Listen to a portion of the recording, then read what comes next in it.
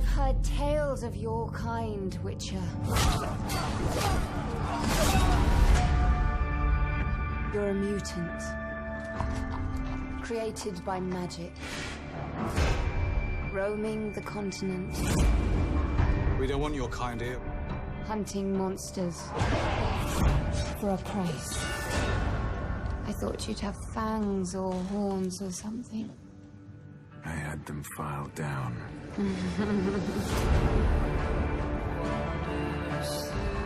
People call you a monster too. Why not kill them? Because then I am what they say I am. All of our choices draw our destinies closer. If he is out there, there is still hope. I have to find Geralt of Rivia.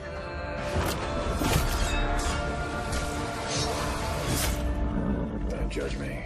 They say witches can't feel human emotion. What do you believe in? Evil is evil. Lesser. Greater. Middling. Aloha! This is Trinidad, the Island Man, your Island Man, coming to you live once again from beautiful Hawaii here on the island of Oahu, bringing you, yes you, the best movie reviews on the entire island of Oahu. But today, I'm bringing you my review of a TV show, yes, another TV show off of Netflix that came out last weekend, right before Christmas, pretty much to compete against Rise of Skywalker, and that would be Netflix's The Witcher. And, well, remember our rating scale, Shaka Thumbs Up, it's good to see, I recommend it. Shaka Thumbs Down, it's junk, I don't recommend it. And, well, for Netflix's very first season of The Witcher, it is overall a Shaka Thumbs Up. It's not as good as it could have been, and I'll go ahead and get into that here in a moment. This stars Henry Cavill, basically his first role since Superman, since maybe giving up or being forced out of Superman, we don't know, according to Warner Brothers and the DC universe, if he will ever be Superman again.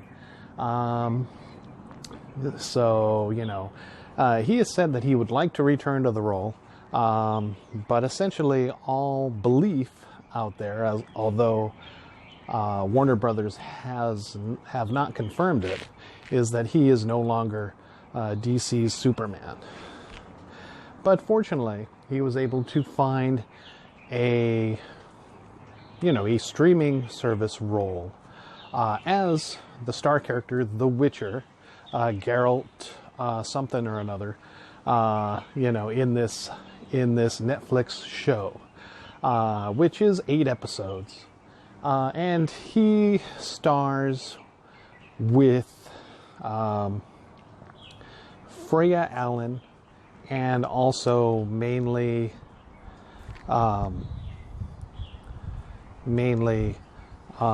what's her name? She plays the sorceress that he falls in love with. Anna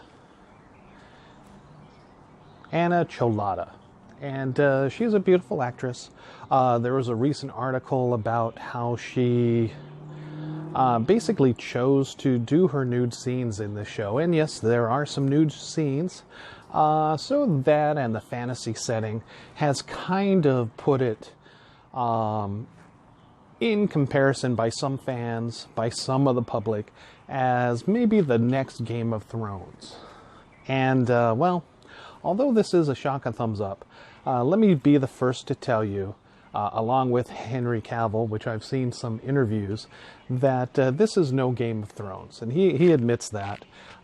It was never meant to be the next Game of Thrones. And unfortunately, it certainly is not the next Game of Thrones.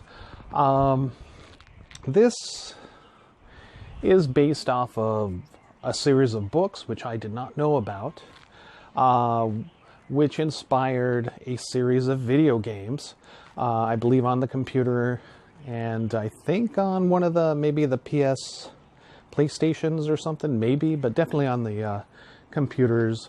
Has like part 3 out, or 3 versions of it. 3 being the latest that came out a few years ago, I think. And will likely come, you know, part 4, thanks to this series that on Netflix that has reinvigorated, I think, the series. You know, maybe the book series and also the video game series as well. And I think this pretty much follows the books pretty faithfully, you know. It seems like it, and from what I hear from some of the online chatter, it also definitely follows the video game for the most part. At least, you know, with the characters being, you know, Anna Cholada, Freya Allen, and Henry Cavill. Those characters seem to be pretty well based in both the books and the video game, and thus now this Netflix series. The only problem with this movie, it does show like fantastic elements, much more on the level of Game of Thrones than Lord of the Rings. Or I mean, reverse that. Much more on the level of Lord of the Rings, vice Game of Thrones, is what it's more similar as. Game of Thrones, you got dragons and you got the White Walkers, but you never saw any like other, you know, non-human races, no elves, no dwarves, no gnomes or magical creatures, say like you did in Lord of the Rings. You got even like storm giants in Lord of the Rings, you know, elves, dwarves, goblins, orcs, etc., along with dragons. So, you know, this one, Henry Cavill plays it plays the Witcher, which is essentially a type of monster bounty hunter or monster hunter that is raised, you know, which were once human people that were mutated by magic, basically enhanced, say like a la Captain America super soldier, but to battle mystical creatures and monsters. This enhancement makes them somewhat immune to magics that creatures could cast on them, and also some of the magic from other mages, sorcerers, sorceresses. So they're more resistant, stronger, faster, and definitely live much, much longer than any other type of human, that's for sure. So, you know, this is not a bad show overall, but I have to admit that it could have been better in some of the pacing on this show. Basically, the flaws of which encompass, you know, the story, the way they choose to tell the story in a non-linear fashion. Pretty much it starts off from 1 through 8, almost in a, 1 through 3 is in a linear fashion, but then 4 completely goes back to the very beginning of before the show starts, which kind of throws you off since you don't know anything about how this happened, why it happened, etc., or who these people were. All you know is that a lot of the characters in part 4 are dead, and then it's jarring to see them back alive again. So that is definitely something that is very strange, and I think really puts you off on this show. It put me off, and I think if they had just, you know, maybe started with episode 4 and then gone into 1 through 3, skip to 5, 6, 7, and 8, it would have flowed much, much better. But again, overall, a Shaka Thumbs Up. We get that Gerald, Henry Cavill's character falls in love with this, what seems to be an evil sorceress at first, played by Anna, Cholada, but then turns out that she's just really filled with angst, having been forcefully taken from her family and put into this Harry Potter-like wizarding school on crack kind of thing. So you can see elements of different fantasy shows all through this this tale of The Witcher, and then lay in a backdrop of a dark prophecy of a woman a female child born with great power that has the potential to destroy the world, which turns out to be Henry Cavill's adopted daughter, played by Freya Allen. So there you have it. And again, the shows are pretty good.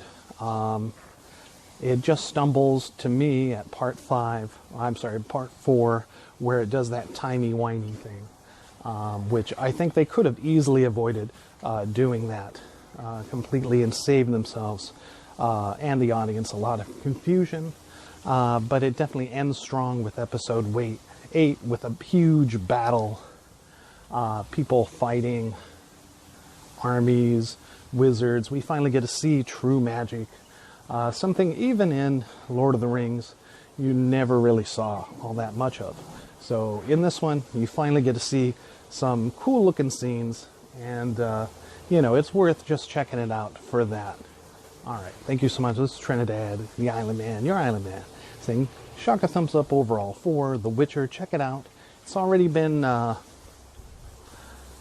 pushed open for season 2, coming sometime next year, as they're going to go ahead and film it. And I think, as far as I know, this is all Henry Cavill has on his plate, and he's definitely enjoying a character where he can sink his teeth into and develop it. So it's interesting to see that.